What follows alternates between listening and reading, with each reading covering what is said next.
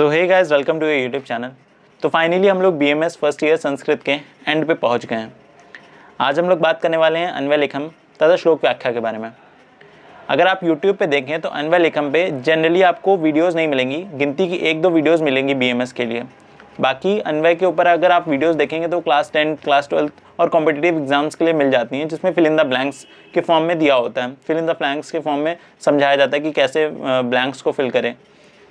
तो आपके एग्ज़ाम्स में आने के चांसेस वो थोड़े कम होता है।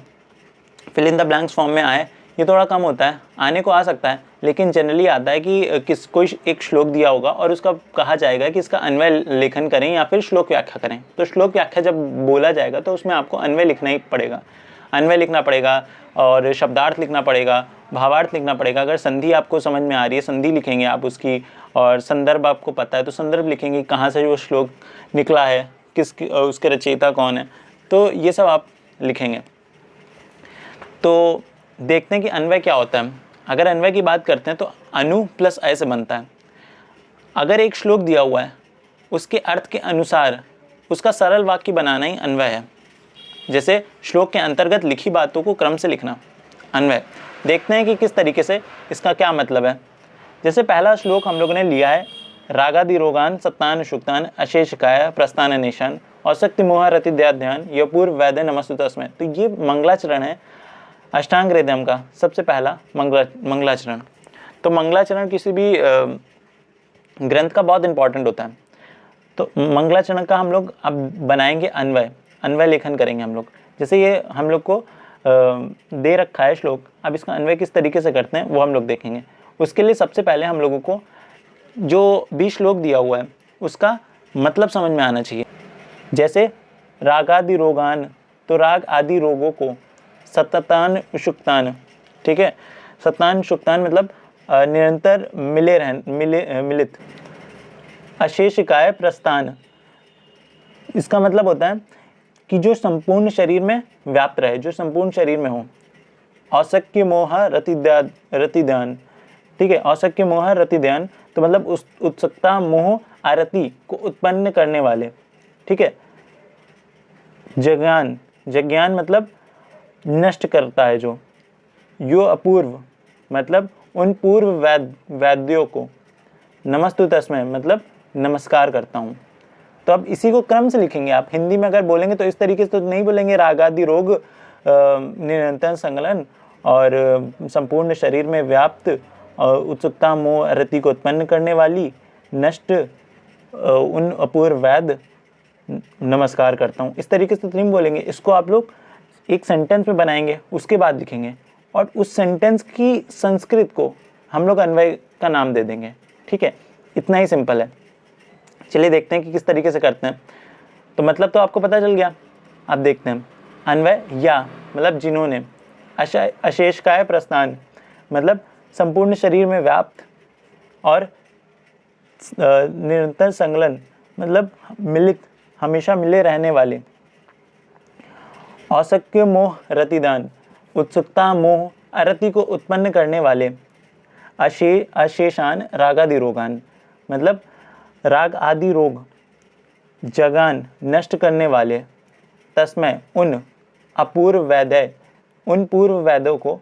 नमस्तु नमस्तु मतलब नमस्तु नमस्कार करता हूँ। तो सिंपल यही, जैसे आपने क्रम में लिख दिया, इतना ही लिखना होता है और यही अन्वय कहलाता है, ठीक है। अब शब्दार्थ की बात करते हैं। अगर आपको ये एक बार में समझ में आ गया तो वेल एंड गुड, आपकी दिमाग बहुत तेज़ है। अगर नहीं आया तो नेक्स्ट एग्जाम्पल देखेंगे कि किस तरीके से और श्लोक्स का हम लोग अन्वय कैसे लिखेंगे। तो इस श्लोक का शब्दार्थ की बात करते हैं। तो ये देखिए, शब्दार्थ मतलब शब्दों का अर्थ। श्लोक संस्कृत में लिखे होते हैं, उसको हिंदी में उसके शब्दों का अर्थ लिखना शब्दार्थ कहलाता है। जैसे यह मतलब जिन्होंने, अशेषकाय प्रस्थान जो संपूर्ण शरीर में व्याप्त, सत्तान शुक्तान निरंतर संकलन, औसक्य मोह रति ध्यान उत्सुकता मोह अरति उत्पन्न करने वाले। अशेषान रागादि रोगान राग आदि रोगों को। जगान मतलब नष्ट किया। तस्मै उन अपूर्व वैद्य के लिए। नमन नमः मतलब मेरा प्रणाम। अस्तु मतलब हो, ठीक है। तो ये इसका शब्दार्थ हो गया। शब्दार्थ आप किस तरीके से लिखेंगे, सिंपल सी बात है। जैसे ये मंगलाचरण है अष्टांग हृदयम का पहला, NCSM के सिलेबस के अकॉर्डिंग जो अन्वय लेखन है उसमें अष्टांग हृदयम के श्लोक ही आएंगे, और उसके अलावा वैदिकी सुभाष साहित्यम से आएंगे, लेकिन अभी हम लोग अष्टांग हृदयम की बात करेंगे। तो अष्टांग हृदयम के श्लोक आपको आने चाहिए, मतलब मीनिंग तो पता होना चाहिए ताकि आप अन्वय लिख पाएँ। फिर भावार्थ की बात करते हैं। तो भावार्थ इसका यही है कि जिन्होंने सभी प्राणियों के संपूर्ण शरीर में व्याप्त और निरंतर संलग्न रहने वाले तथा उत्सुकता, मोह एवं अरति मतलब बेचैनी को उत्पन्न करने वाले समस्त राग आदि रोगों को नष्ट किया है, उन अपूर्व वेद को मैं वाग्भट, जो इसके रचयिता हैं, वाग्भट रचयिता है ना अष्टांग हृदयम के, तो प्रणाम करता हूँ। सिंपल सी इतना ही इसका मीनिंग था, इतना ही इसका भावार्थ था। सिंपल से आप देख सकते होंगे कि जो आपने अन्वय लिखा हुआ है उसको हिंदी में लिखेंगे तो भावार्थ हो जाएगा। ठीक है, तो इस तरीके से आप लिख सकते हैं। इसमें आप संधि भी लिख सकते हैं, और अगर एक्स्ट्रा आपको चीज़ें मिल रही हैं श्लोक्स में तो लिख सकते हैं। एग्जामिनर पे ज़्यादा प्रभाव पड़ेगा और ज़्यादा नंबर मिल सकते हैं, लेकिन हाँ गलत लिख देंगे तो नंबर कटेंगे ज़रूर। फिर बात करते हैं नेक्स्ट श्लोक के बारे में, जो कि अष्टांग हृदयम का 6वां श्लोक है, जिसका नाम है त्रिदोष परिचय। तो वायु पित्तम कफ चेति त्रयो दोषा समासता विकृतः अविकृतः देहम घनंती ते वर्तयन्ति च। तो अगर इसका अन्वय देखेंगे तो बहुत ईजी है। पहले हम लोग इसके अर्थ की बात करते हैं। वायु मतलब वात, पित्त, कफ, च इति ये त्रयो दोषा, त्रयो मतलब 3, दोषा मतलब दोष, समासता मतलब संक्षिप्त में। तो सिंपल आप ऐसे देख सकते हैं ना, वायु पित्त कफ चा इति, ठीक है, समासता संक्षेप में ये 3 दोष हैं, वायु पित्त कफ च इति समासता त्रयो दोषा। तो अन्वय देखिए इसी तरीके से लिखा हुआ है, वायु पित्तम कफा च इति समासता त्रयो दोषा। फिर नेक्स्ट लाइन की बात करते हैं। तो नेक्स्ट लाइन है विकृता अविकृता देहम घनंती ते वर्तयन्ति च। तो विकृत और अविकृत देह, घनंती मतलब होता है नष्ट करते हैं, ते मतलब उन, वर्तयन्ति मतलब शरीर को धारण करते हैं या पालन करते हैं, चा मतलब और। तो देखते हैं किस तरीके से इसका अन्वय लिखा जाएगा। तो सेकंड लाइन में ऐसा है कि ते मतलब ये विकृत अविकृत होने पर, ठीक है, देह को नष्ट करते हैं या मतलब और शरीर को धारण करते हैं। मतलब विकृत होने पर देह को नष्ट करते हैं, अविकृत रहने पर देह को धारण करते हैं या पालन करते हैं। तो बस इसी तरीके से लिखा हुआ है, वायु पित्त कफ च इति समासता त्रयः दोषा ते विकृतः अविकृतः देह घनंती वर्तयन्ति च। ठीक है, सिंपल सी बात है, यहाँ पे विकृता होगा ऐसे करके। ठीक है, फिर शब्दार्थ की बात करते हैं। तो वायु मतलब वात, त्रय मतलब 3, दोषा मतलब दोष होते हैं, ते मतलब होकर, चा मतलब और, इति इस प्रकार, समासता संक्षेप में, विकृत अविकृत तो विकृत एवं अविकृत, घनंती मतलब नष्ट करते हैं, वर्तयन्ति मतलब पालन करते हैं। इसका भावार्थ की बात करते हैं। तो भावार्थ होता है आयुर्वेद में संक्षेप वात पित्त और कफ ये 3 दोष कहे गए हैं। ये विकृत मतलब कुपित होकर देह जो शरीर होता है उसका नाश करते हैं, और अविकृत होकर देह का पालन करते हैं, मतलब देह को धारण करते हैं। तो देख सकते हैं कितना इजी था इसका अन्वय लिखना। बस श्लोक का मतलब पता होना चाहिए और उसे हिंदी में आप सेंटेंस बना के लिखें और उसी का संस्कृत वर्ड देख लें, उससे आपका अन्वय लिख जाएगा। ठीक है, देखते हैं अब नेक्स्ट एग्जाम्पल पे। तो 3 एग्जाम्पल मैंने ले लिए हैं, बाकी एग्जाम्पल मैं PDF में जो हैं वो प्रोवाइड कर दूंगा। अष्टांग हृदयम के जितने भी श्लोक्स हैं सबका अन्वय, शब्दार्थ और भावार्थ उसमें लिखा होगा। तो आप सिंपली उससे जाके उसे रेफर कर सकते हैं, एक बार देख सकते हैं किस तरीके से अन्वय लिखा जाता है। आप ही रट नहीं सकते, आपको ही कॉमन सेंस और जितनी ज़्यादा प्रैक्टिस करेंगे उतना ज़्यादा आएगा।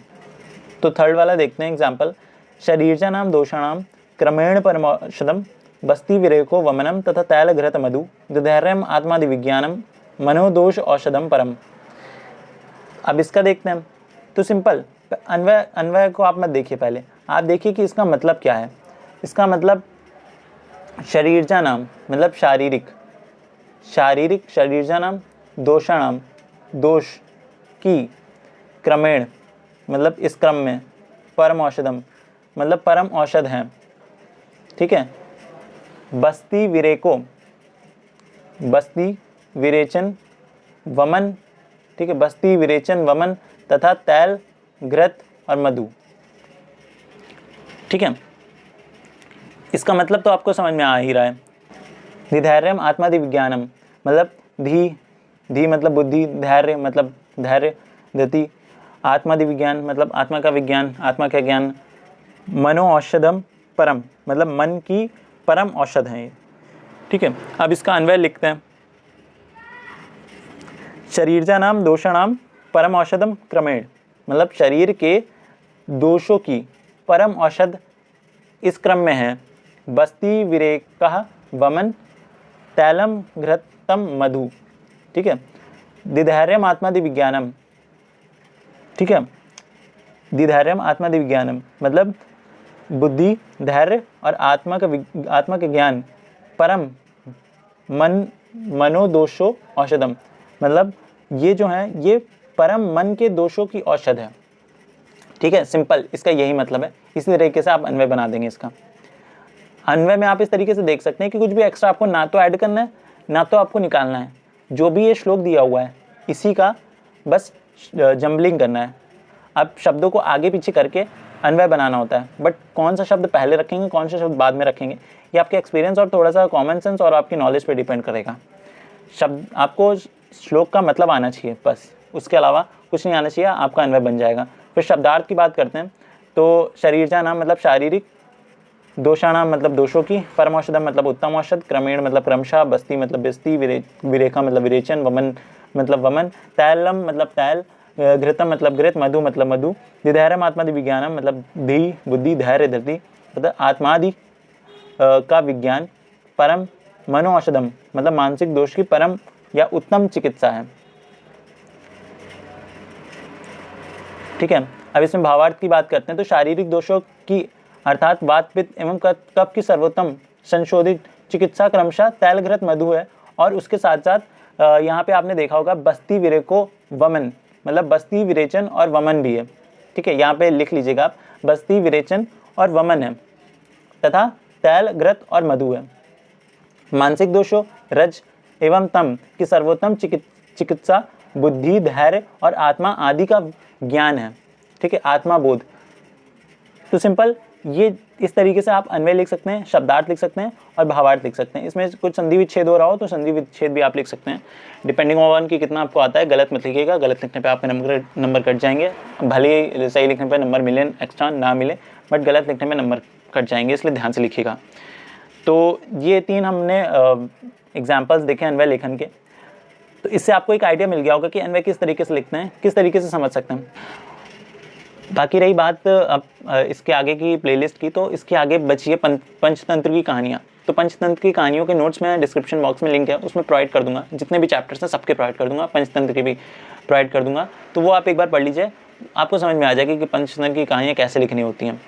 बाकी वाच्य परिवर्तन और संस्कृत हिंदी अनुवाद जो होता है वो आपको बेसिक्स जो संस्कृत होती है 10th 12th की वो आप पढ़ लीजिएगा। यूट्यूब पे सर्च करेंगे तो 10th 12th की जो ट्रांसलेशन वाली आती है वीडियोस हिंदी टू संस्कृत वाली, वो आप देख लीजिएगा, उससे आपका सिंपली हो जाएगा। तो ये प्लेलिस्ट यहीं पे ख़त्म होती है संस्कृत BMS फर्स्ट ईयर की।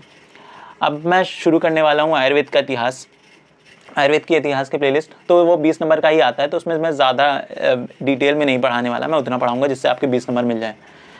तो मिलते हैं आपसे नेक्स्ट वीडियो में, नेक्स्ट प्लेलिस्ट में। तब तक के लिए टाटा बाय बाय, पढ़ाई करते रहिएगा।